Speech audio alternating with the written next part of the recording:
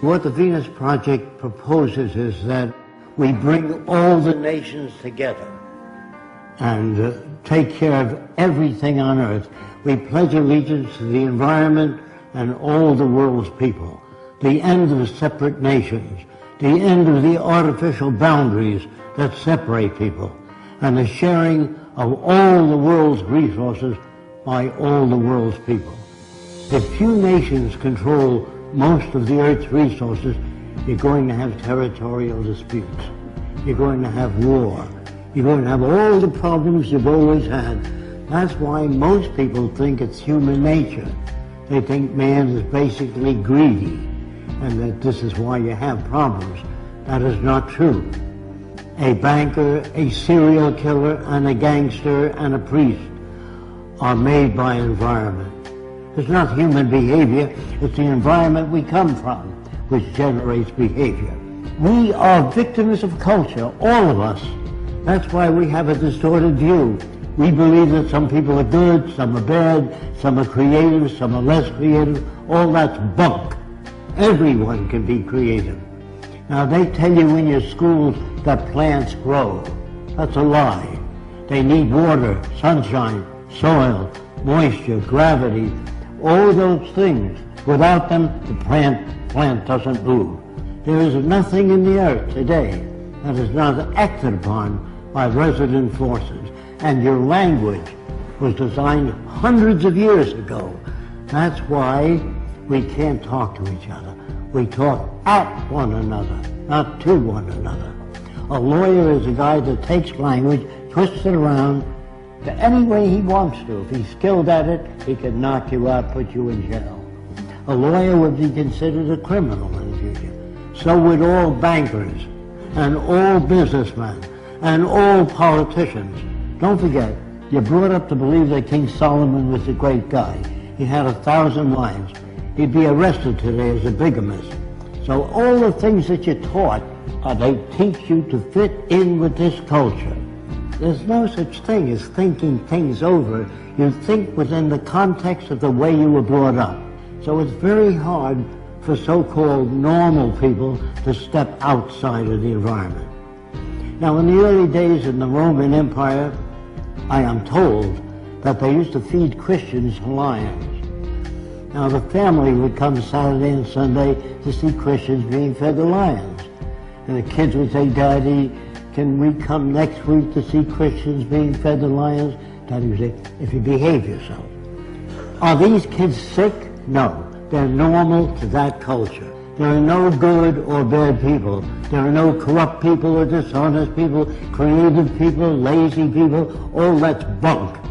If you're raised in a society that understands human behavior, you don't have those variations.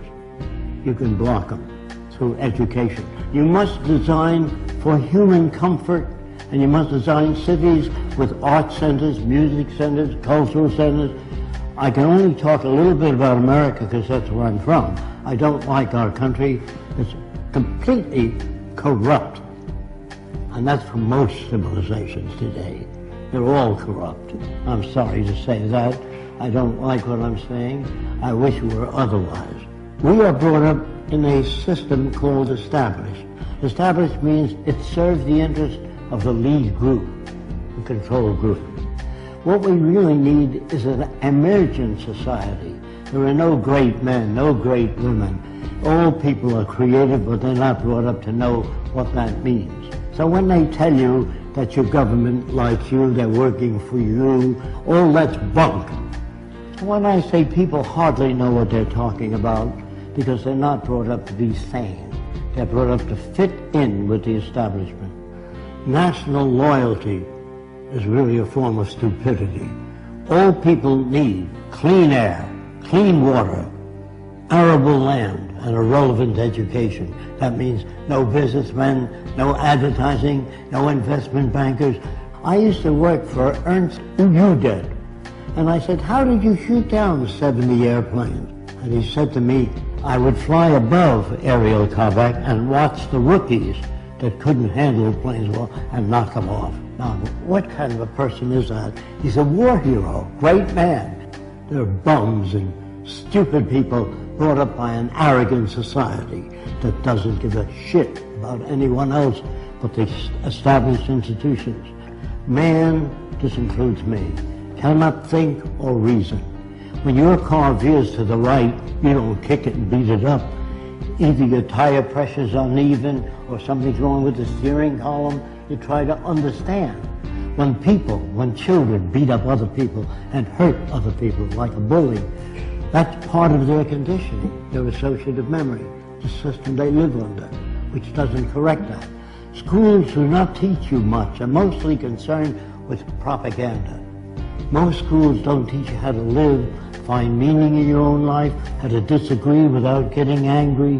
What is really needed is the intelligent management of the Earth's resources for the benefit of everyone. Now, the only way you can do that is through technology. Everything that you have, your lights, your air conditioning, your automobile, your airplanes, all technology. Politicians can't give you that. Politicians don't know what to do. They make laws. Say no to drugs. Well, that's not going to stop a person from selling drugs as long as there's money in it. But if you do away with the money system and build access centers where anyone can have access to the necessities of life without filling out 1,000,000 forms or appealing to Fresco, it's all available to everyone. Go to your big department stores or your food stores, you'll see lots of stuff. We are now capable of producing an abundance. People say to me, I know two people from the same environment. One turned out to be a priest, the other a gangster.